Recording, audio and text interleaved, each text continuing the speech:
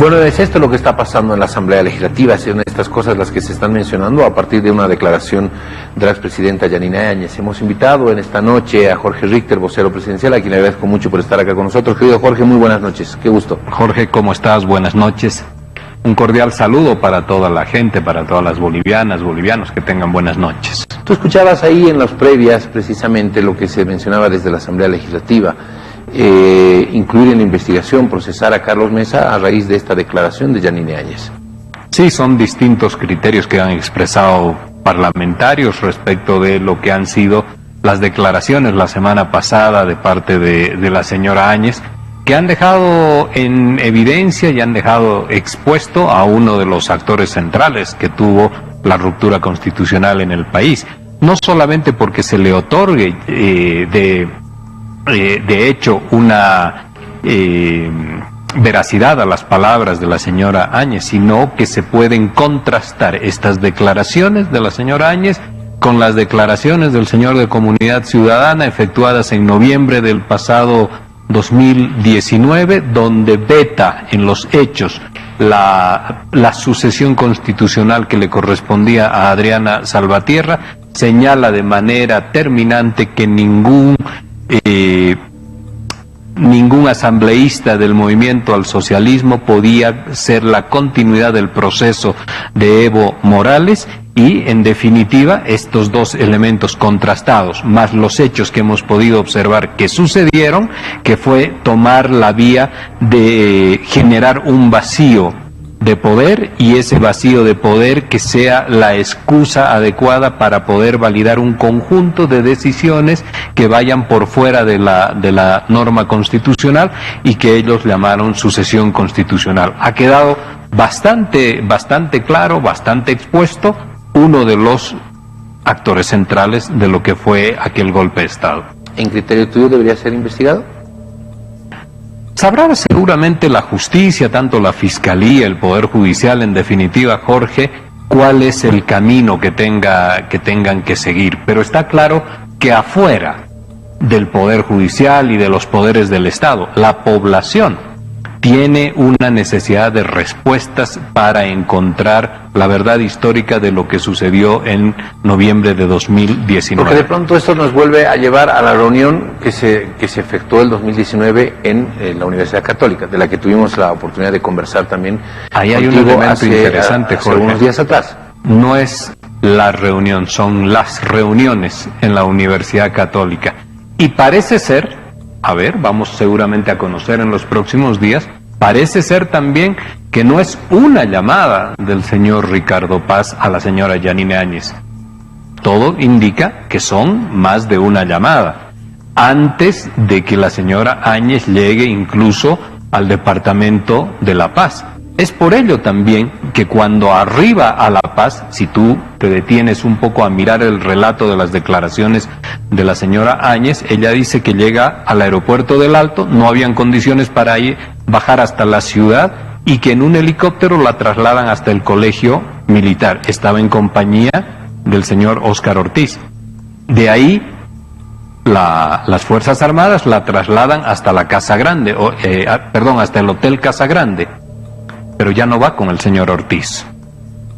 Ya no va con el señor Ortiz. Es una reunión donde se encuentra con Camacho, con Pumar y con otros dirigentes, serán cívicos o de alguna instancia. Esto lo relata la señora Áñez. ¿Dónde queda el señor Ortiz, que también era senador? Entonces ya había una decisión tomada y estaban resolviendo los detalles de lo que tendría que ser un plan A, que era la intención de contar con la validación de parte de los parlamentarios o asambleístas del movimiento al socialismo, o un plan B de tomar necesaria y rápidamente el mando del Estado. ¿Para qué, Jorge? Ese es el otro elemento, que lo hemos hablado cuando conocimos lo del exministro de Gobierno, pero también habían otras intencionalidades, cada uno en sus objetivos. El señor de Comunidad Ciudadana necesitaba que se genere rápidamente un proceso electoral con un Tribunal Supremo Electoral donde tenga afinidades, que las tenía claramente con el señor Romero, y que este se realice de forma rápida y expedita para poder establecer algo como la segunda vuelta de lo que él estaba pidiendo una vez que habían concluido esas elecciones del año 2019. Pero adicionalmente dejando de lado, que esto también lo declara en una entrevista con Fernando del Rincón el 24-25 de octubre, donde señala y dice que el señor Evo Morales, el señor García Linera no pueden estar ya en el poder y que la forma de retirarlos del poder es a través de un proceso electoral. ¿Quién iba a administrar ese proceso electoral? Para eso entonces se ha construido artificialmente un vacío de poder que les permita arrogarse el mando del Estado, generar este proceso electoral en condiciones absolutamente favorables. Ahora, hay un proceso que ha sido impulsado por la exdiputada Lidia Patti, este proceso de sedición, terrorismo y todo aquello por el que está en la cárcel en estos momentos la expresidenta Yanine Áñez. Ese proceso establece como uno de los principales identificados por Lidia Patti, precisamente a una de las personas que tú acabas de mencionar, el que ahora es gobernador de Santa Cruz, don Fernando Camacho. Pero no se lo ha citado, la Fiscalía todavía no ha avanzado en ese camino, y ahora se habla de estas reuniones que habrían existido después del colegio militar. Hay algo claro que ha dicho la Fiscalía, y se ha manifestado hace unas horas atrás, y ha señalado que citará a todas aquellas personas que han sido nombradas en la declaración de la señora Áñez. Y no son 2 ni son 3, son varias personas que han sido nombradas.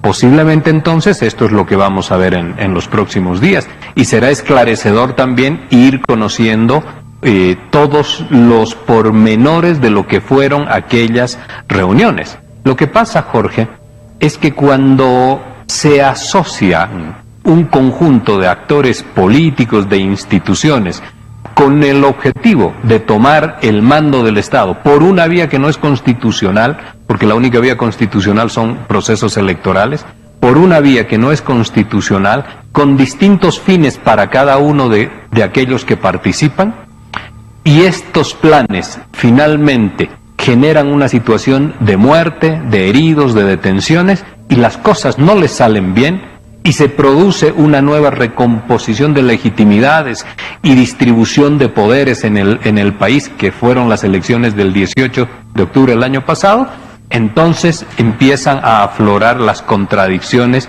y las acusaciones mutuas en ese grupo que tuvo en un momento una cierta unidad de intereses, pero que ahora están en una situación de traspasar las responsabilidades de lo que esto significa. Ahí vemos la declaración de un exministro, también el día de hoy, donde empiezan a dar los pormenores de cómo se establecen las negociaciones para que lleguen, por ejemplo, estos gases y esta munición del Ecuador. Empezamos a conocer lentamente un conjunto de detalles que no teníamos ni siquiera una pequeña idea de que habían sucedido en el país.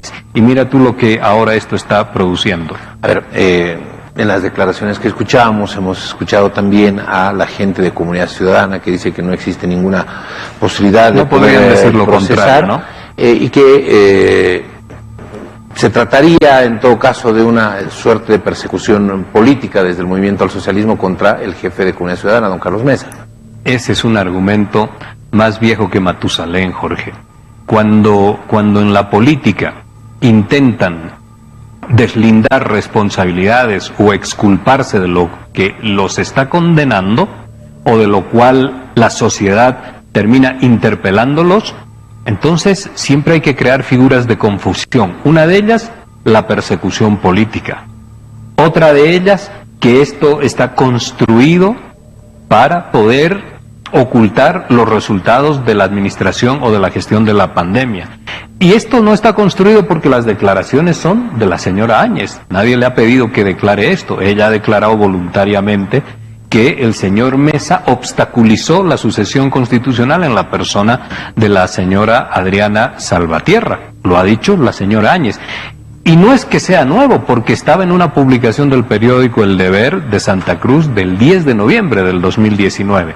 Pero adquiere un valor relevante en la medida en que lo dice la principal investigada hoy en día de aquel proceso y que se ve bastante complicada por el conjunto de acciones que llevó adelante y que ese concepto que le construyeron de sucesión constitucional y que ella también voluntariamente aceptó implementarlo, hoy día la está llevando a vivir una situación que no es, por supuesto, agradable, que es estar detenida e investigada. En ese marco de cosas, la gente de Comunidad Ciudadana, antes que dar explicaciones, está tratando de resguardarse con el tema de la pandemia, con el tema de la persecución política, pero eso está claro que ni lo uno ni lo otro tiene una correspondencia directa con el tema del señor de Comunidad Ciudadana.